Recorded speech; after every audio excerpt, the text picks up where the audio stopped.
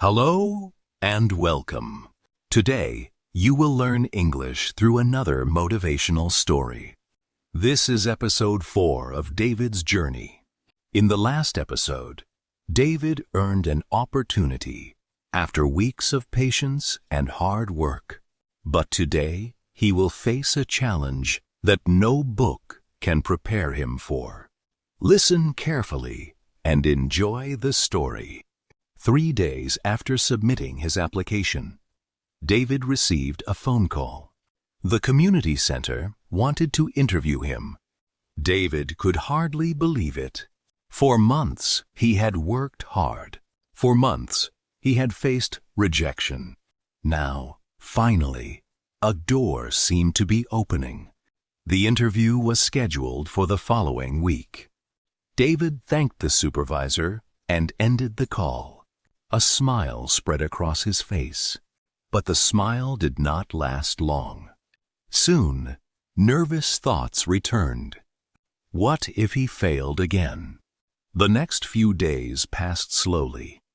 David continued studying at the library. He practiced interview questions. He improved his resume. He tried to stay positive. Yet deep inside, fear remained.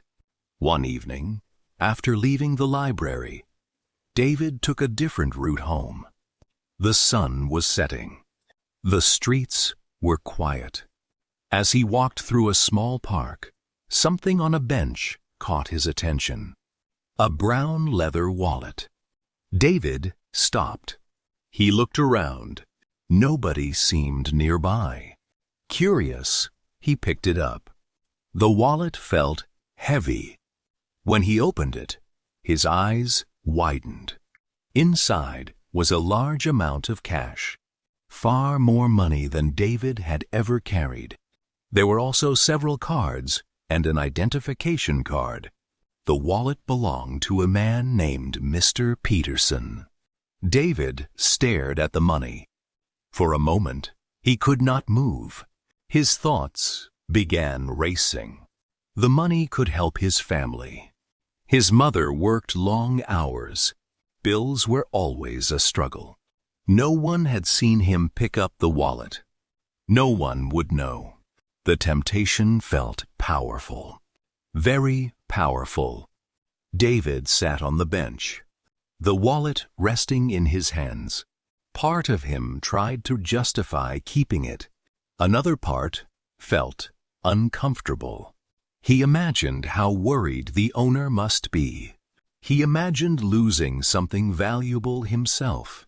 The longer he sat there, the harder the decision became. As David thought, an elderly woman walking her dog approached. She noticed his troubled expression. "Are you all right?" she asked kindly. David hesitated. Then he explained the situation. The woman listened quietly. When he finished, she smiled. "You already know the right thing to do." David looked down at the wallet. Maybe she was right. Maybe the difficult part was not knowing what was right. Maybe the difficult part was doing it. That evening, David searched online and found the owner's address. The next day, he took a bus across town. The neighborhood looked wealthier than his own. Large houses lined the streets. Clean gardens surrounded them. David suddenly felt nervous. Would the owner believe him? Would he think David had stolen something? When David reached the address, he knocked on the door. A middle-aged man opened it. He looked worried and exhausted. "Can I help you?" he asked. David held up the wallet. "Are you Mr. Peterson?" The man's eyes widened immediately. "My wallet!" Relief flooded his face. He quickly checked inside. Everything was still there. Every card, every dollar. Nothing was missing. Mr. Peterson looked at David in surprise. "You returned all of it?" David nodded. "Of course." The man smiled. You have no idea how much stress you've saved me." Then he reached into the wallet and offered David some money. A reward.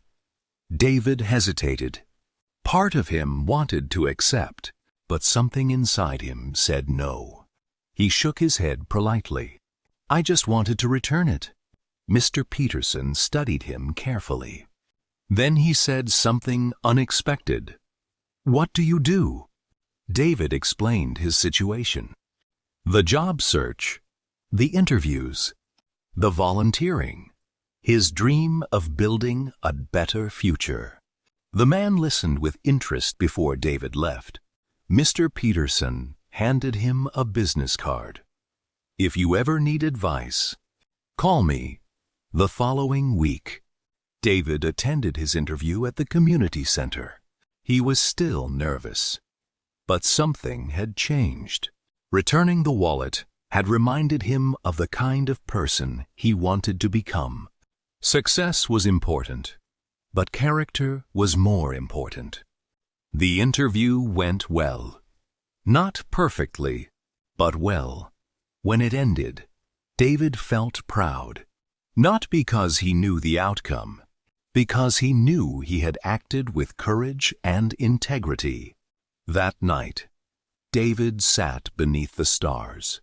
The same stars, the same dreams. Yet life felt different. Sometimes opportunities arrived disguised as problems. Sometimes the hardest choices revealed who we truly were. As David looked at the sky, he wondered whether he would get the job. But another question stayed in his mind. Who exactly was Mr. Peterson? And why had he given David his card? David smiled. Perhaps another unexpected chapter was about to begin.